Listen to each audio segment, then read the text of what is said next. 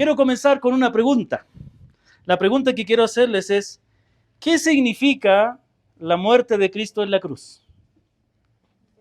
¿Qué significa? ¿Qué significa la crucifixión de Cristo? ¿Qué significa?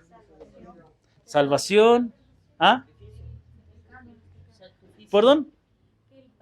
Pagó nuestros pecados. Muy bien. ¿Qué dijo usted, hermano? Salvación.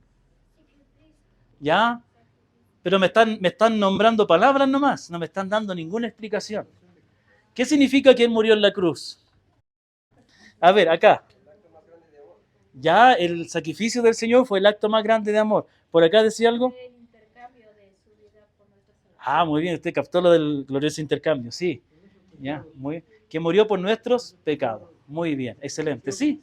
Todas las anteriores, todas las anteriores. Bueno, ahora, una pregunta que quiero hacerle yo para que la piensen, miren. ¿Por qué era necesario que Él muriera para salvarnos? ¿Por qué no nos podía salvar de otra manera? ¿Ha pensado en eso? Ya, porque era por derramamiento de sangre. ¿Qué más? ¿Qué más dicen? Porque ya estaba escrito por los profetas. Muy bien. Diga. Por el pecado de Adán. Muy bien. La otra cosa es, Jesucristo es el Hijo eterno de Dios, ¿no es cierto? Él ya existía antes de venir acá a la tierra. Pero ¿por qué tenía que hacerse hombre para morir por nosotros? ¿Por qué no podía venir en su estado glorioso? ¿Ha pensado alguna vez en eso? ¿Perdón? Para entrar de buena, para reconciliarnos, ¿no es cierto? Muy bien, ¿qué más? Para ser ejemplo para nosotros, muy bien. Ciertamente que lo es. Ya, muy bien. Tan bien la respuesta, estamos bien. Yo voy a contarles la historia de la redención, ¿ya? La historia de la salvación.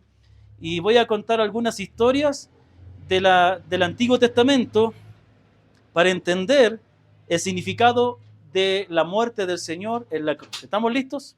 Entonces, la primera historia con la cual quiero comenzar es la historia de Adán y Eva.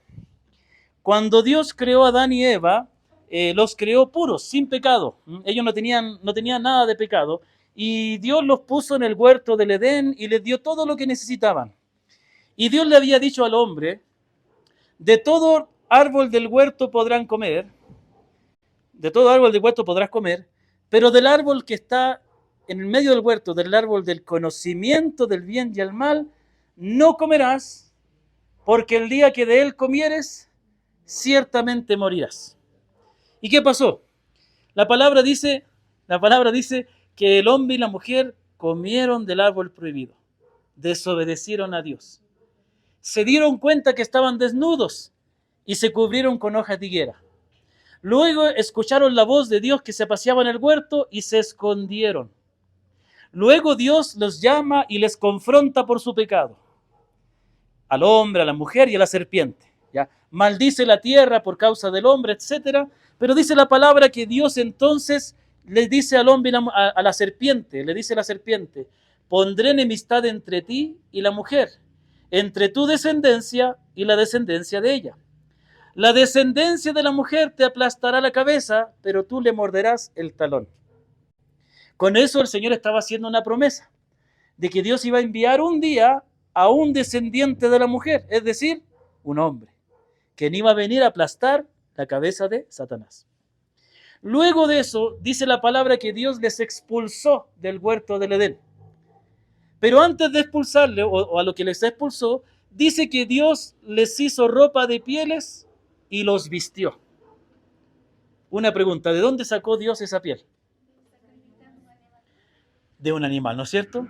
Tuvo que sacrificarlo. ¿Qué dijo Dios al hombre? El día que comieres del árbol prohibido, morirás. ¿Pero quién murió primero? Un animal. Claro, el hombre murió espiritualmente porque se alejó de Dios. Pero literalmente, por el pecado de Adán, antes de que él muriera, murió un animal. Un animalito inocente, que no había cometido ninguna maldad. Si los animalitos no cometen maldad, ellos seguían por el instinto. Pero ese animalito fue sacrificado para tapar la desnudez de Adán y Eva. Entonces aquí voy a poner el dibujo para que lo podamos recordar después. ¿Sí? ¿Alguien quería decir algo ahí? ¿Sí? ¿No? Ya. Un cabrito o una ovejita. Bueno, puede ser. La Biblia nos dice que después Adán y Eva tuvieron 2 hijos. El primer hijo, Caín. Y el segundo, Abel, ¿no es cierto? ¿Nadie le ha puesto a su hijo Caín de pronto? ¿No? Nadie le quiere poner. Yo creo que fue el único que se llamó así. ¿Ya? No, yo conocí a personas que se llaman Caín. No sé por qué les ponen. Bueno, entonces, Caín y Abel, dice que ellos fueron a a presentar sus ofrendas a Dios. ¿Qué quiere decir? Que ellos iban a adorar a Dios. Seguramente ellos fueron enseñados por sus padres que había que adorar a Dios. Pero dice la palabra que Caín trajo el fruto de la tierra y lo presentó a Dios. Pero Dios no aceptó su ofrenda. A Dios no le agradó. Luego vino Caín, ¿no es cierto? Luego vino Abel, y Abel toma lo mejor de su rebaño y lo sacrifica a Dios, y Dios acepta su sacrificio. ¿No se han preguntado ustedes por qué Dios aceptó la ofrenda de Abel, que era un sacrificio, y no aceptó la ofrenda de Caín, que era el fruto de la tierra? ¿Por qué Dios no la aceptó? ¿Qué creen ustedes? A ver, vamos a hacerles participar acá, yo sé que ustedes saben. Yo a ustedes se lo expliqué todo. A ver, por acá, los de la galería. Los de la zona VIP pueden después, ya. A ver, los de la galería. ¿Por qué? Ah, bueno, dice la Biblia que él escogió lo mejor de su rebaño, ¿no es cierto? ¿Qué dicen acá? Bueno, él tuvo envidia después. Después porque... Sí. Eso sí te entendí, no te preocupes. ¿Qué dijo usted? Bueno, Caín escogió lo que le sobraba, se puede decir así, lo peor. Ya. En cambio, David escogió el mejor de sus Es muy razonable lo que usted dice, pero la pregunta es, ¿dónde dice en la Biblia que él escogió lo que le sobraba? Bueno, ¿Lo dice la Biblia? Yo creo que el hecho de agradarle a Dios. ¿Ya? ¿Pero dice la Biblia que él escogió lo peor? Está bueno lo que usted dice, pero el problema es que la Biblia no dice. Y si la Biblia no dice, no podemos nosotros decir. ¿Ve? Está bien, aquí estamos para aprender. Entonces, muchas veces las personas dicen, yo creo que él no lo hizo de corazón, o no dio lo mejor. Pero la palabra no dice. Pero la palabra dice en el Nuevo Testamento, por la fe Abel ofreció mejor sacrificio que Caín. ¿Qué significa hacer algo por la fe? Según la Biblia. Más que eso, más que eso. La fe en la Biblia, ¿es una fe en cualquier cosa o se basa en algo? La fe siempre descansa en lo que Dios ha dicho. La fe cristiana, a diferencia de la fe de otras religiones, no es una fe en lo que nosotros pensamos, sino en lo que Dios ha dicho. La vida cristiana se trata de creerle la palabra a Dios. Entonces, cuando dice que Abel ofreció mejor sacrificio que Caín, quiere decir que él creyó la palabra de Dios y por eso sacrificó un animal. ¿Qué quiere decir eso? Que él tuvo que aprender que Dios quería un sacrificio. Pregunto, ¿de dónde aprendió? Y aquí para pensar, ¿de dónde aprendió Abel que tenía que sacrificar un animal? Muy bien. Muy bien, vamos a poner aquí. Es por eso me gusta colgar la ropa. Por colgar los dibujos, porque no se puede hacer herencia. ¿Qué había hecho Dios a sus padres? Entonces, ¿qué hizo Abel? Él creyó lo que Dios había hecho. Creyó la palabra de Dios. En cambio, Caín ofreció lo que él quiso darle a Dios, el producto de la tierra. Pero, ¿había dicho Dios que él quería el producto de la tierra? No. Y sabe qué, detengámonos aquí un momentito. Hay 2 tipos de adoradores. Un adorador falso y el adorador verdadero. El adorador falso piensa que cualquier cosa que yo le ofrezca a Dios, él la va a recibir. Y el adorador verdadero le ofrece a Dios lo que él quiere. Adorar a Dios no se trata de darle lo que nosotros queremos o de hacerlo a nuestra manera. El adorar a Dios es un acto de sumisión donde yo le doy a Dios lo que Él quiere. Otra más, gracias. La otra ya se me está acabando. Muy bien. Entonces, ¿ve la diferencia? Entonces, siempre la fe verdadera descansa en lo que Dios ha dicho. A veces tenemos un dicho aquí en Ecuador, yo he visto varias personas decir, por la fe me va a ir bien en el negocio. ¿Y dónde dice la Biblia que te va a ir bien en el negocio? Otra cosa es decir, yo confío en el Señor, que Él me puede ayudar y ahí me viene en el negocio. Pero tú no puedes asegurar que eso va a ser así. Tengamos cuidado. También a veces estamos orando por los enfermos, ¿no es cierto?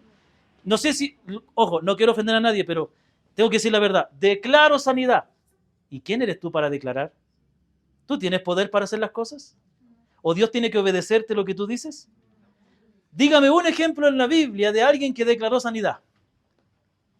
Tengo toda la noche. No, la Biblia no dice, dice que debemos pedir a Dios. Creer que lo recibimos, sí, creer que Él es capaz de hacerlo, pero yo no puedo determinar lo que Dios va a hacer. ¿Me entiende? Entonces, lamentablemente, déjeme decirle, las iglesias cristianas, porque para hablar de los católicos ya hemos hablado mucho. Para hablar de los mormones, tío Jehová, no, hablemos de nosotros. En las iglesias cristianas estamos llenos de personas que quieren adorar a Dios a su manera. Vivir la vida cristiana a su manera. No se someten a la palabra de Dios. ¿Estamos? ¿Sigamos avanzando? ¿Estamos bien o no? ¿O continuamos mañana? ¿No? ¿Sigamos avanzando? Ok. Después de Adán y Eva, perdón, después de Caín y Abel, la humanidad se multiplicó, ocurrieron muchas cosas, hubo un diluvio, una torre de Babel. Bueno, de la humanidad, Dios llamó a un hombre llamado Abraham. Abraham después le cambió el nombre a Abraham. Y le dijo a Abraham, voy a hacer de ti una gran nación y te voy a dar una gran descendencia. Pero había un problema. ¿Cuál era el problema? No, ya estaba en la tercera edad, tenía como 80 años. Ya no se puede tener hijos de esa edad, ¿no? Nunca se ha podido, ya, aunque vivían 600, 700 años, bueno, no podía tener hijos y la esposa tampoco, y etcétera, ¿no es cierto? Y entonces dice la palabra que Dios le aseguró a Abraham que iba a tener un hijo y finalmente le dio un hijo. ¿Cómo se llamó ese hijo? Isaac. Isaac era el hijo de la promesa. Y cuando, ese era el hijo que, la descendencia de la cual iba a tener una gran nación, ¿no es cierto? Pero aquí viene la cosa. Cuando Isaac era un jovencito, Dios le dice, toma Isaac y sacrifícalo en el monte que yo te diré. Caramba, ¿no? Imagínese que Dios le hubiera pedido eso a usted. Chuta, no le hago caso. Perdóname, Señor. Perdóneme a todos, no acepto. Perdóneme a todos, no acepto. Pero resulta que Abraham conocía a Dios. Y dice la palabra en el Nuevo Testamento que Abraham creía que Dios era capaz de resucitar a su hijo. Entonces Abraham conoce a Dios y sabe que aunque lo que le está pidiendo es difícil, sabía que Dios no le iba a defraudar, que Dios no le iba a dejar sin hijo. Entonces Abraham obedece y va al monte y prepara un altar de piedra y toma a su hijo, y cuando está a punto de sacrificarlo, Dios le dice, alto, no le hagas nada al muchacho, ya conozco que temes a Dios. Y en ese momento, entre la zarza, ¿sí lo ven? Sale un carnero que estaba enredado en la zarza, y ese carnero fue sacrificado en su lugar. ¿Estamos claros? Estamos claros. Sigamos avanzando, como avanza Hino en Ecuador. Ok. Después, tengo como 10 historias más, así que tengo que avanzar. No. Después dice que de los descendientes de Abraham, de Isaac, después de Jacob, se formó la nación de Israel. ¿Sí pueden ver bien el dibujo, no? ¿No se refleja? ¿Sí puede ver? Ya, si puede ver, eso es lo que importa. Muy bien. Entonces dice la palabra que se formó la nación de Israel. Y los israelitas fueron llevados a Egipto para guardarlos del hambre. Y pasaron 400 años y se multiplicaron. Y pasados los 400 años, el faraón comenzó a tener miedo de los israelitas y comenzó a esclavizarlos, a matar a sus varones, etc. ¿A los varones era a las mujeres? ¿A quién mataba? No me acuerdo. A los varones, creo. ¿Sí? Y entonces dice la palabra que Dios escuchó el clamor de su pueblo y decidió liberarlos. Y entonces le dijo a Moisés, Moisés, anda y preséntate delante de Faraón y di, deja ir a mi pueblo. Pero Faraón no quiso ir, no quiso dejar ir al pueblo. Entonces Dios envió plagas, transformó el agua del río Nilo en sangre, pero Faraón no quiso dejar ir al pueblo. trajo tinieblas sobre toda la tierra de Egipto, pero Faraón no quiso dejar ir al pueblo. Y así, plaga tras plaga, plaga tras plaga. Después de la 9ª plaga, Dios dijo, voy a enviar la última plaga. Con esa plaga les va a dejar ir. ¿Y qué hizo Dios? Dios dijo, voy a llevarme la vida, o sea, van a morir el primer hijo varón de cada familia y de los animales y de todo. Pero, le dijo a Moisés, dile a mi pueblo Israel que para que sus hijos no mueran, tienen que tomar un cordero macho de 1 año, sacrificarlo y ponerle la sangre en el dintel, en el marco de la puerta. Así en la noche, cuando yo pase y vea la sangre, pasaré por alto y seguiré. Eso significa la palabra Pascua, pasar por alto. ¿Ya? Justo la Pascua se celebra ahora. Se pasa por alto, ¿no? Es decir, Dios pasó por alto la casa de ellos y no se llevó la vida de sus hijos. Los israelitas obedecieron a Dios. Sacrificaron el cordero, pusieron la marca en la puerta y sus hijos se salvaron. Pero no así los hijos de los egipcios. Murieron por causa del juicio de Dios. Entonces el pueblo de Israel quedó libre y fueron al desierto para adorar a Dios. ¿Estamos? Y estando en el desierto, Dios los lleva al monte Sinaí y le da la ley. Y la ley no solamente eran los 10 mandamientos, también eran todas las ordenanzas de cómo debían adorarle, cómo debían vivir como nación, cómo debían hacer los negocios, etc. Y cómo debían adorarle. Y había una ley, había muchas parecidas, pero había una ley que se llamaba el Día del Perdón, el Yom Kippur. En ese día, dice que una vez al año, el sacerdote, el sumo sacerdote, tomaría un cordero y lo sacrificaría para el perdón del pecado del pueblo. Y después llevaría la sangre adentro del tabernáculo. ¿Estamos? Entonces, mire por un momento. Mire por un momento. Quiero hacer otra pregunta aquí. La pregunta es, voy a ponerme acácito, ¿ya? Acá me lavo mi mano. ¿Qué es lo que se repite en cada una de las historias? Sacrificio. Entonces, ¿qué nos estaba enseñando Dios con esto? ¿Pero para qué? ¿Para qué Dios quería sacrificio? ¿Ya? Dios enseñó que la manera en que el hombre podía ser perdonado era por medio de un sacrificio. Y si no hay un sacrificio, no hay perdón. Eso es lo que dice la palabra en Hebreos 9:22. Vamos a ponerlo aquí. ¿Qué dice la palabra en Hebreos 9:22? Todos juntos, a la 1, a la 2 y a las 3. Sin derramamiento de sangre no hay perdón. Entonces aquí viene el punto. Dios había establecido que para que el hombre sea perdonado, tiene que haber un sacrificio. ¿Cómo la gente piensa que pueden ser salvos? ¿Cómo la gente piensa que pueden ser salvos? Porque son buenos, por sus buenas obras, porque no hacen cosas malas, según ellos. ¿Hay sacrificio ahí? No hay sacrificio. Entonces, ¿hay perdón? No hay perdón. Por eso la salvación no es por obras. Porque la salvación, escúcheme, es un acto legal. Es decir, algunas personas dicen, pero yo le pido perdón a Dios. Ya, digamos que yo voy acá a la cooperativa San Francisco y les pido un préstamo y ellos me dan un préstamo. Pero yo no puedo pagar el préstamo. El problema se soluciona sencillo. Les voy a decir que me perdonen. Decirle, señores de la cooperativa, le mando una carta. No, yo, Claudio Faúndez, con cédula tanto, no he podido pagar el préstamo porque no me ha ido bien el negocio. Les ruego encarecidamente que me perdonen. ¿Y usted cree que con eso me van a perdonar? Ya, ¿sabe qué? No se preocupe, siga nomás. Cuando quiera otro préstamo, venga. No me van a perdonar. ¿Por qué? Porque hay una deuda que tiene que cumplirse. Entonces, ellos no me pueden decir, ¿sabes qué? Te perdono. ¿Y la deuda? ¿Quién se la paga a ellos? ¿Me entiende? La gente dice, yo le pido perdón a Dios, yo me porto bien. Bueno, ¿y el pecado que cometiste, quién lo va a pagar? ¿Y el pecado y qué hacemos con ese pecado? Ese pecado tiene que ser castigado. ¿Con qué? Con la muerte. ¿Qué había dicho Dios? La paga del pecado es muerte. El alma que pecare, ciertamente morirás. El día que de él comieres, del árbol prohibido, ciertamente morirás. Entonces, ¿qué hubo aquí? ¿Qué hubo aquí? para que Adán y Eva pudieran ser perdonados? Muerte.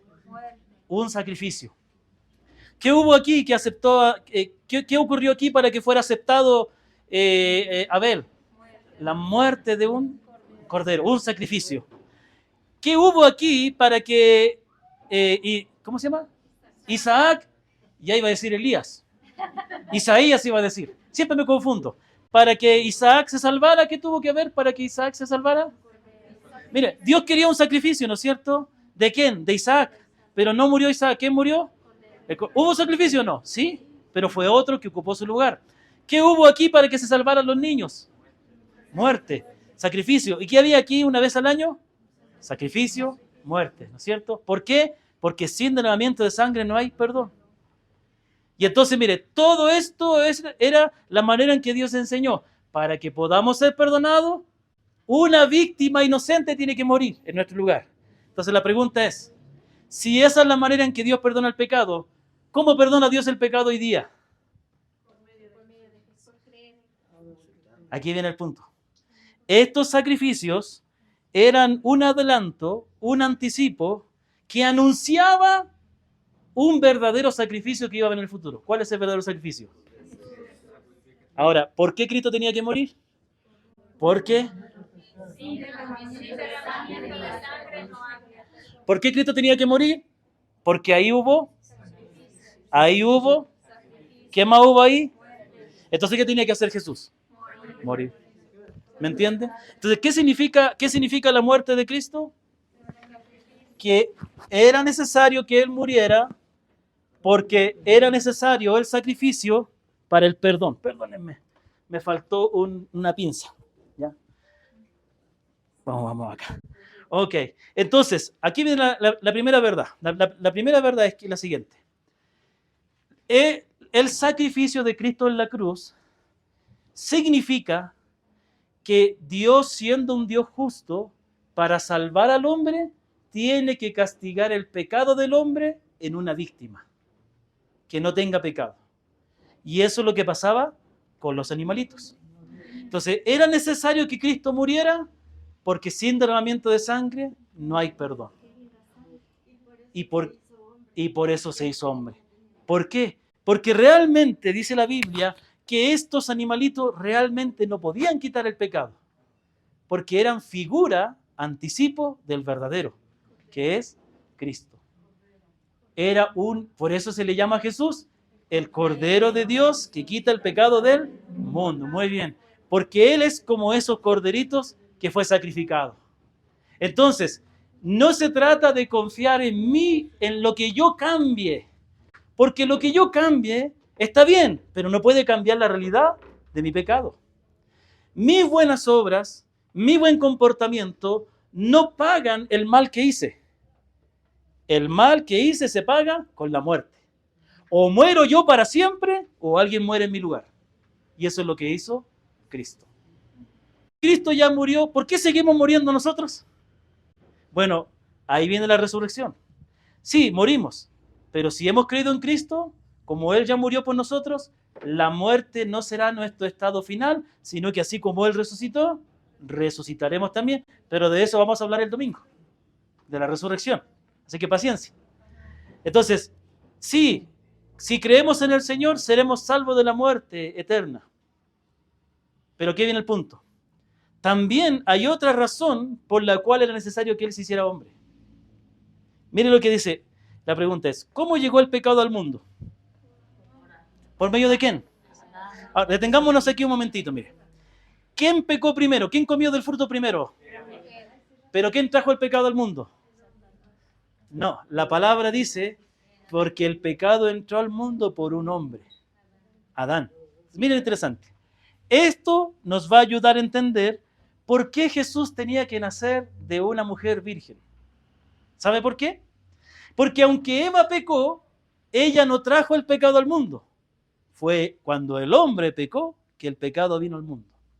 ¿Por qué? Porque Él es la cabeza. Muy bien. Porque hay un orden. Y el orden de Dios es que el hombre es la cabeza. ¿Me comprende?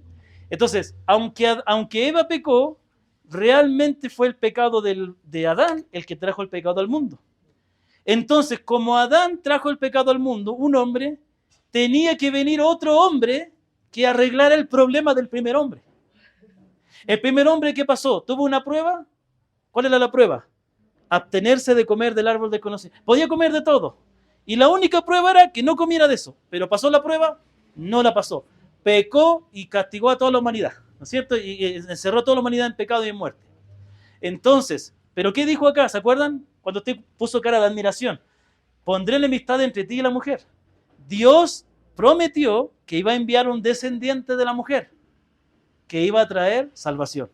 Pasaron los años, pasaron los siglos, pasaron miles de años y llega el Mesías. ¿Por qué tenía que ser de una mujer? Porque tenía que ser hombre, ¿sí o no? No podía ser un extraterrestre. Tenía que ser hombre. Entonces, para que, siendo Jesús el eterno Hijo de Dios que ya existía, para que Él fuera hombre tenía que nacer de una mujer. Pero nació de una mujer virgen. ¿En qué sentido? Que nació de una mujer y por eso es hombre, pero no hubo la intervención de varón, por eso no adquirió el pecado. ¿Se me entendió? Nació de una mujer y María no era... María era una buena mujer, pero era pecadora. Ojo, los católicos cuando digo esto piensan que estoy diciendo que era una mujer suena. No, no, es una pecadora igual que todos nosotros. No estoy diciendo, no estoy insultando a María. María, al igual que todos nosotros, nació con la naturaleza pecaminosa. Pero no hubo una intervención de hombre. Entonces él no heredó el pecado de Adán, porque solo nació de una mujer, no de un hombre. ¿Me entiende? Por eso era necesario que naciera de una mujer virgen, porque era necesario que naciera sin la intervención de un hombre para no adquirir el pecado del hombre. ¿Mm? Sí, exacto. Nació del Espíritu y por eso él mantuvo su naturaleza divina. Nació por el Espíritu, por eso es Dios. Nació de una mujer, por eso es hombre. Nació de una mujer virgen, por eso no tiene pecado. ¿Me entiende? Y eso es lo que dice la palabra. Miren lo que dice la palabra. Les invito a que vayamos a Romanos 5, del 12 al 21. Miren lo que dice la palabra. Romanos 5, del 12. Escucha atentamente, si quieres se lo leo yo. Ya, dice así. Por tanto, tal como el pecado entró al mundo por medio de un hombre, y por medio del pecado a la muerte, así la muerte se extendió a todos los hombres, porque todos pecaron. Pues antes de la ley había pecado en el mundo, pero el pecado no se toma en cuenta cuando no hay ley. Sin embargo, la muerte reinó desde Adán hasta Moisés, aún sobre los que no habían pecado, con una transgresión semejante a la de Adán, el cual es figura de aquel que había de venir. Dice la palabra, pero no sucede con la dádiva como con la transgresión. Y escuche, porque si por la transgresión, la desobediencia de uno, murieron los muchos, mucho más la gracia de Dios y el don de la gracia de un hombre, Jesucristo, abundaron para los muchos. Dice, tampoco sucede con el don como con el que vino por medio de aquel que pecó, porque ciertamente el juicio surgió a causa de una transgresión, resultando en condenación, pero la dádiva surgió a causa de muchas transgresiones, resultando en justificación. Porque si por la transgresión de un hombre, por esto reinó la muerte, mucho más reinarán en vida por medio de un hombre, Jesucristo, los que reciben la abundancia de la gracia y el don de la justicia. En definitiva, está diciendo que así como el pecado entró por un hombre, por otro hombre, que es Jesús, vino la salvación.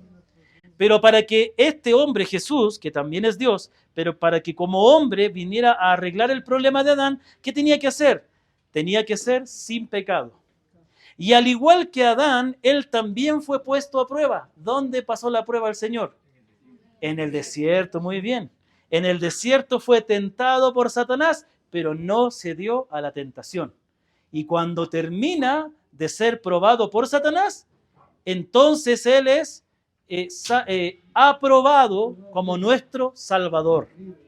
Entonces, Adán fue puesto como cabeza de la humanidad. Como él es cabeza de la humanidad, todos los que estamos bajo él, estamos en pecado y muerte.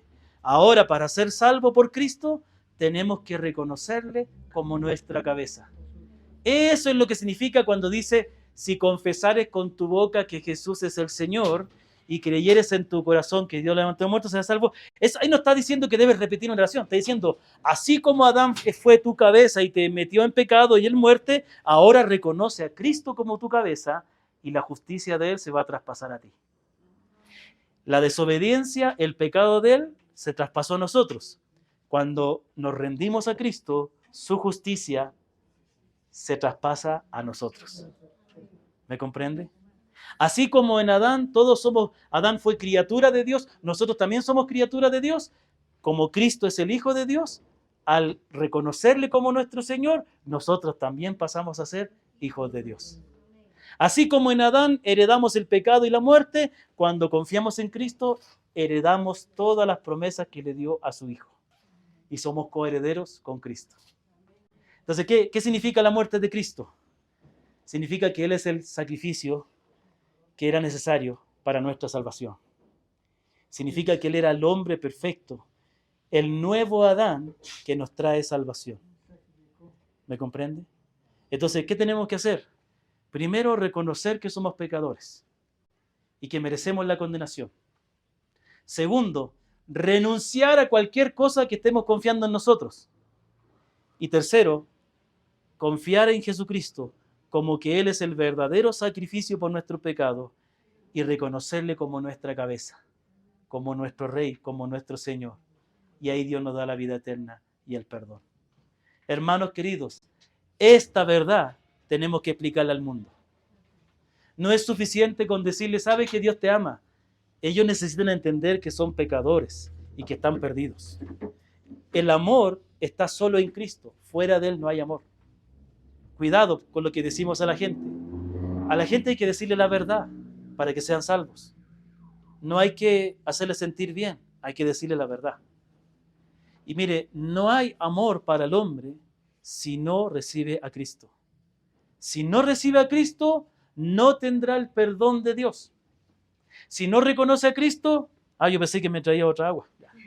Si no reconoce a Cristo, no tendrá el perdón. No tendrá el amor de Dios. No tendrá las promesas de Dios. ¿Me entiende? Lo que la gente necesita es venir a Cristo.